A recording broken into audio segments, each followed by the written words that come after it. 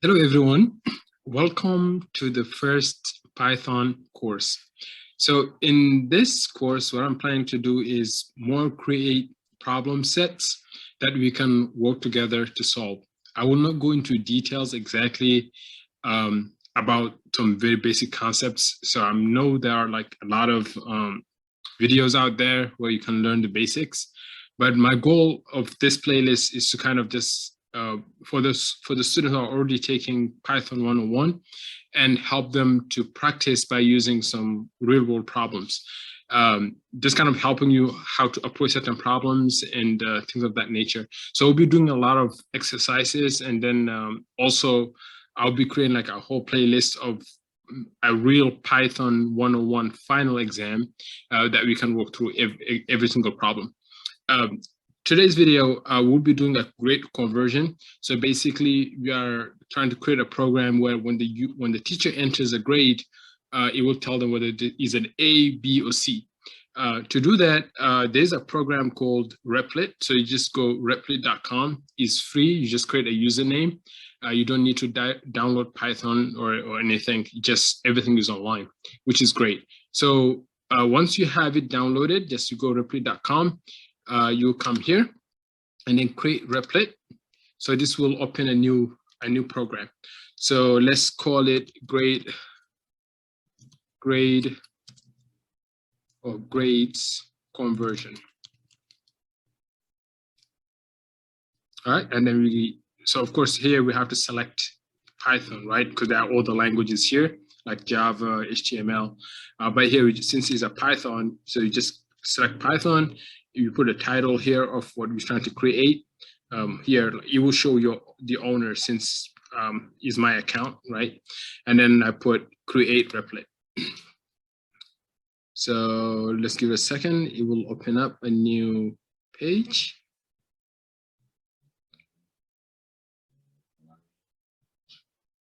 There we go. Great. So as you can see here, we have our first blank sheet. So we will create a program, right? So we said that the goal is to create a grade conversion program where when the teacher enters a grade, let's say 90, we say, okay, 90 corresponds to A, or 85 corresponds to a B, and things of that nature. So in Replit, just like in your other Python, you do the hashtag to create comments. So you can say this program. So, or in this program, we will create a grade conversion, right? So now let's create our own rules. Let's say anything between 90 to 100 is an A, and then we can do maybe 80 to, sorry, hashtag. So 80 to 89 is a B. I don't know why the IntelliSense said that. So this is an A. And then let's say 70 to, so maybe 79 to, sorry, 70 to 79 will be a C. And then we can say maybe, what is it, 69. Let's make it 60 to 69 will be a D, and anything less than, so anything less than 60 is an F. So the student will have to retake the class. Okay, so oops, so let's say that is an F. Oh, sorry, it's like the IntelliSense is taking the,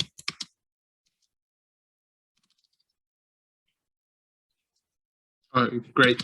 So again, these are comments. It will not be considered as part of our program. If you run this, nothing going to happen, because again, these are comments. So we are telling the Python to ignore this.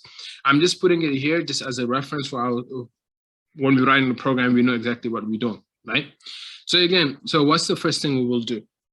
So in order to get the grade, we need an input, right? So the teacher has to enter the grade. So we can create a variable, so grade. So again, a variable is just like a bucket that actually contains a certain type of information. In this case, you create a variable grade that will contain the input. So in order to ask the user to enter something, we put input. And here we can put in the whatever comment, say enter a grade between 0 and 100, right? So this is the first variable. Like if I run it here, as you can see here, you have the input, enter a grade between 0 and 100. So if I put 100, nothing will happen because we didn't ask Python to do anything else. We just created a variable, we put it input. But now we want kind of make the program more interactive, right? So we said that if the teacher enters between 90 and 100, then you should print A. So that's a condition so automatically we should be thinking about if statements. So that means if we can put if grade is greater than or equals to 90, right? And let me just put this for now. We can say print A. So let's try that.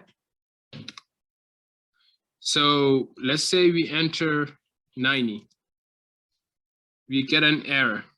Of course, I'm glad the error actually happened.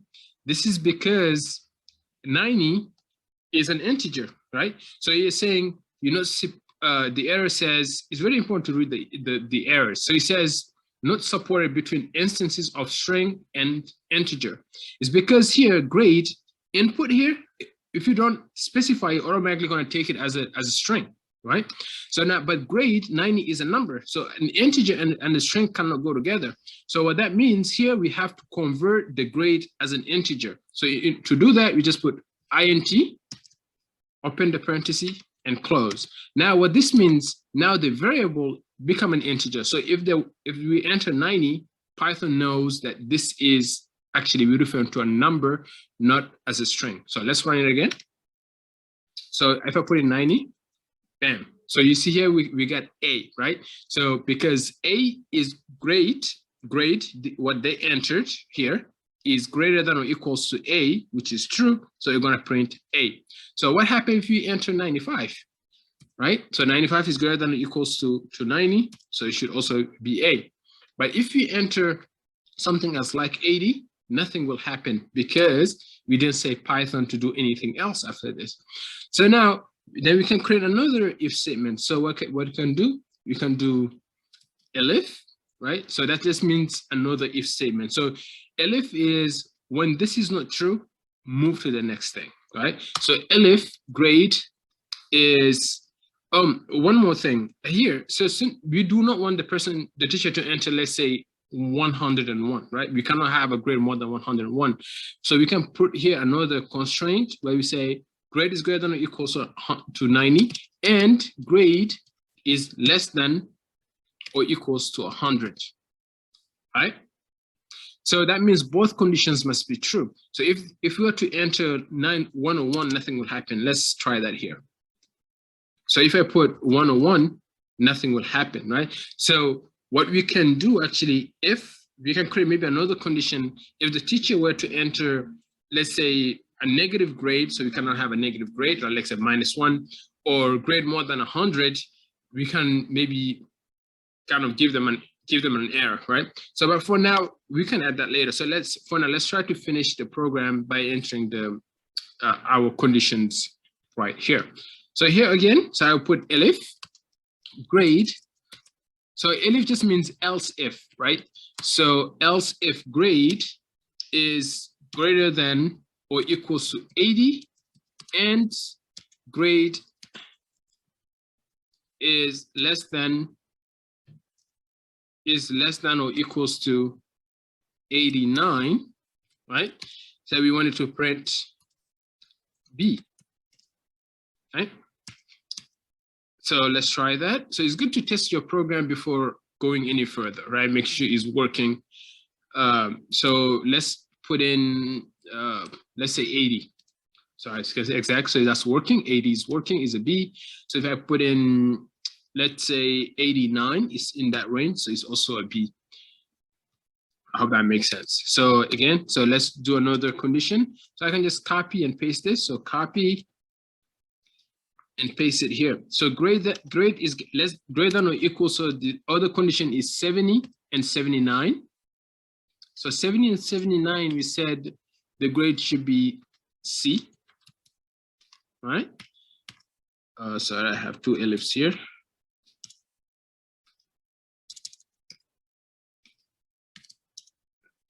So, and then we said if the grade, so we have 60 and 69.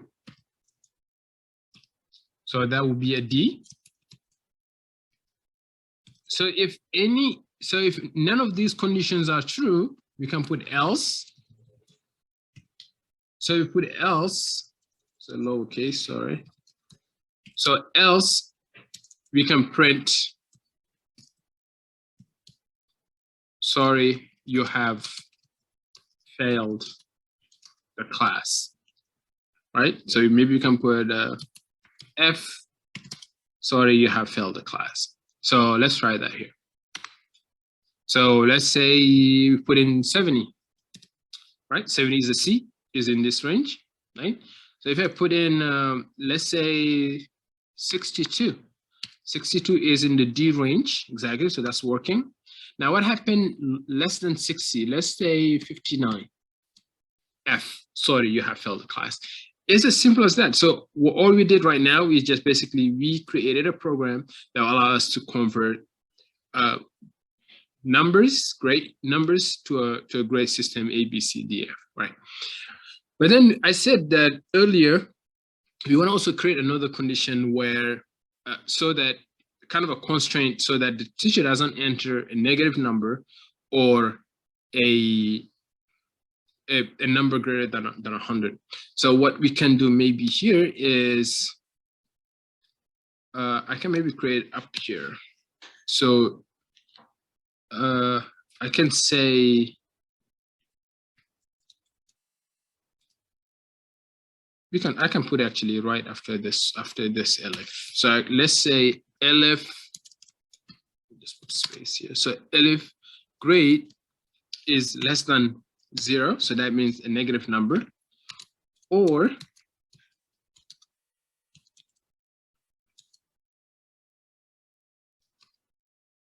grade is greater than 100, then print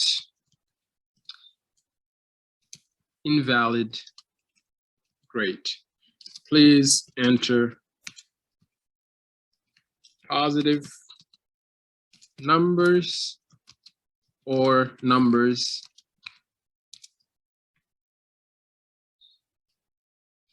less than or